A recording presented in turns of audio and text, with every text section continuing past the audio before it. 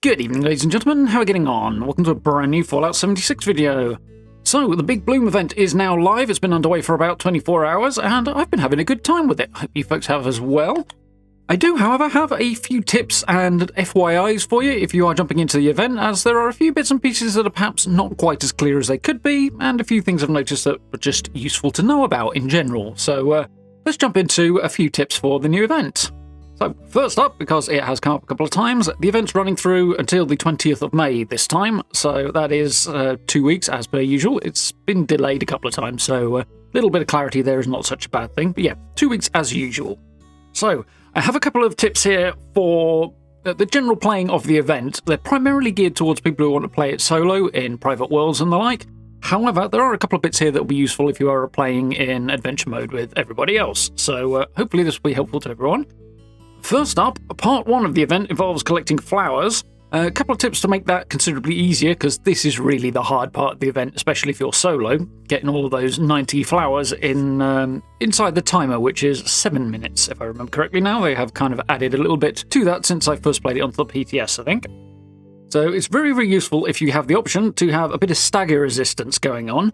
The brick wall perk, if you're a ghoul in particular, will be helpful there, as getting knocked about by the enemies while you're running around trying to grab flowers can add up and eat into what is really quite a tight window to grab 90 flowers in, particularly if you're solo. Not such an issue if you're part of a large group or on a busy server, but still helpful nonetheless.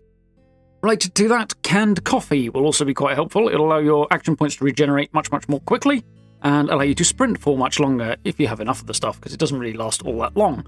But yeah, covering that ground a bit more quickly in order to grab the flowers as you're running around is definitely helpful, allows you to get through that a bit more quickly, particularly on your own. Related to that is a high damage build that's also useful. Obviously, you're getting jumped on by enemies. Generally, I found it okay to kind of run away from them most of the way through the event, but if you do happen to get cornered or get a lot of them jumping on you, pulling out a weapon that will take them down very, very quickly is helpful in that, again, you're on the clock, so definitely useful in that first section. One last tip to speed this along a little bit. If you are solo in particular, or you just want to grab a lot of the flowers, then head to the back of the cabin, the area of the meadow behind it. It's on the west side of the area, as there are more flowers there in a smaller area, so you can just grab them much more quickly that way and be more efficient overall. So you can go the other direction, the eastern side, and downhill from the front of the cabin, but the flowers are much more spread out and harder to get hold of there. So yeah, do recommend going around the back of the cabin for a faster time in general. Useful if you're on public servers as well, that one. So once you have turned in all 90 flowers, part 2 requires us to set fire to the overgrown. And theoretically, any weapon that has a burning property to it should allow you to do that. It does fire damage, so flamers and things like that. However, for the moment at least, that is not that reliable. You will have much more luck by running up onto the roof of the cabin and grabbing some Molotov cocktails out of the box there. Those are tied to the event, so you won't end up with loads of them hanging around in your inventory either afterwards. But standing on the roof and then just throwing those Molotovs at the overgrown as they come your direction is much more effective at the moment than trying to set fire to them with other weapons. And of course, it's basically free ammo for doing that if you happen to be relevant to you. So yeah, not a bad way of doing it. Stand up on the roof and throw some Molotovs around. So the final part of the event, part 3, is the boss fight against Beelzebub. On the whole, that's not really too bad to do. A few people have mixed opinions on this. Personally, I think the boss probably needs a buff, particularly for adventure mode, as he gets taken down very, very quickly there, and it's a little anticlimactic in some ways, that little bit. So, the next major set of things to talk about is to do with the rewards in the Big Bloom event. There are a whole range of them. Most of them are flower-orientated. Some of them are to do with clothing, some of them to do with camp sort of things.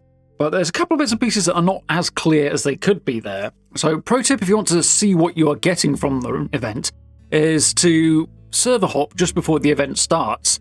That way you will have an empty tab in your Pip-Boy. The new tab will be cleared because you've changed servers. So if you go straight to the event without picking stuff up, when you get rewards at the end of it, assuming you haven't been looting along the way, you should wait till the end to do that, then you will actually be able to see the rewards you've been given much more easily. They do pop up on the screen, but the list's never long enough to see everything anyway, so you'll be able to take your time and peruse more easily if you've got a clear new tab in the Pip-Boy. Just a bit easier, I find. Once you've done that, obviously loot to your heart's content afterwards and carry on as normal. But yeah, it makes it a bit easy to see what's going on, I feel. A few people have had issues around the player title that is available from the event, the Gardener title. That's largely because they're expecting it to drop the first time they run the event, but it doesn't do that, and that is not a bug, it is not intended to do that. So basically the way this particular player title works is you are required to get a certain range of flowers as rewards, which are actually crafting materials, which we'll come back to, but you need to have collected a certain number of those in order to get the player title Gardener to drop. You can sort of see the thread there. Need flowers in order to be considered a gardener. That's the idea. The thing is with that, you only get one type of flower dropping as part of the rewards each time you complete the event, so you will need to run it a number of times in order to get that player title. So, for some of the rewards that are available as part of this event, you'll get a few dropping in your first run and a whole bunch more coming in subsequent runs of the event as well. Two of the big things are the flower crowns and the hybrid flowers, which you can craft. The flower crowns are wearable and you find them on the armor bench in the headwear section, and the hybrid flowers are for display, I believe, in your camp, and you find those on the Tinker's bench in their own section of the menu. In order to craft those, you will need a new resource, flowers basically. They are only available from two places, both of which are tied into the Big Bloom event. The main way of getting them is complete the event, and then you'll get a type of flowers, a number of them in a stack, dropping as part of the rewards at the end of the event. And it should be, hopefully, a different one each time, but it's a single type each time, so you will need to run it over and over and basically grind the event, farm the event, in order to get the crafting materials to craft a range of the available rewards. The other option to get these is to build the potted version of the plant in your camp. So these are available as a reward plan. So when you complete Big Bloom, you get a whole stack. You might get the potted version of the various flowers as a reward. And then you can build a single one of these in your camp. And it's a bit inefficient because they will only produce a single flower once an hour. So yeah, not the most efficient way of getting those crafting materials. It works, but it's what it is. And you can only craft a single one of each pot in your camp at a time, so it will be slower. You're much better off farming up the event in general anyway, which I think is the idea. It does mean, however, though, outside of the sort of scope of the event, when the event is not actually running, you will be able to still get these crafting materials if you want to craft various bits and pieces to either display or to wear. It is worth noting, if you're rummaging around in your build menu looking for these growing versions of the plants, the potted version of the plants, they are found in the food tab, not the resources or anything else. It took me a while to hunt around to find that, so if you're a little bit lost and they've disappeared from the new tab, which they have a habit of doing much quicker than they should at the moment, that's where you will find them. There are also displays and things like that, but those are in the expected place in the camp building menu. So, the last thing to talk about in regards to the Big Bloom event is that there is also a set of event challenges running alongside this event. It's not really been mentioned anywhere, so it's easy to miss, but if you open up your map, go to the challenges section of the menu, and you'll see an event subheading under there, which is only present when there is an event challenge running, and it's an option to do a whole lot of objectives at the Big Bloom event in order to get yourself some basically free score for doing what you're doing anyway.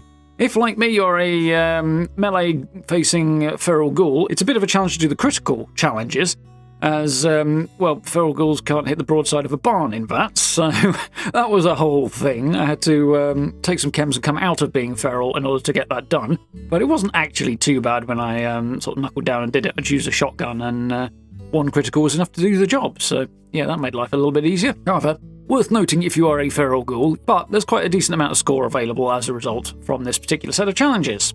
So, there we go. A whole bunch of information, a few tips, little bits and pieces about the Big Bloom event that is currently running in Fallout 76. Obviously, the event will return at varying points in the future, so keep an eye out for it. Hopefully, it'll keep fresh rewards coming through with that. It's nice to have some sort of flower-based rewards, things like that for camps, because we don't have a huge number.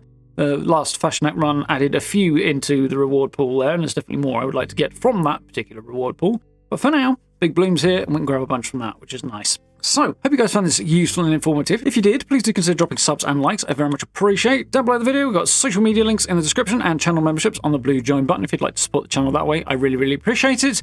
And if you get a chance, join us for live streams as well. We are, of course, playing Fallout 76. We've got Oblivion Remastered on the go, and we've got a couple of other things working their way through the pipeline as well at the moment, so plenty to watch if you would like to. If you happen to be a Starfield fan, there was an update to Starfield today as well, so if you want to check the video out on that, I'll make sure I link that around for you as well. But for now, thank you very much for watching. I look forward to speaking to you all very, very soon.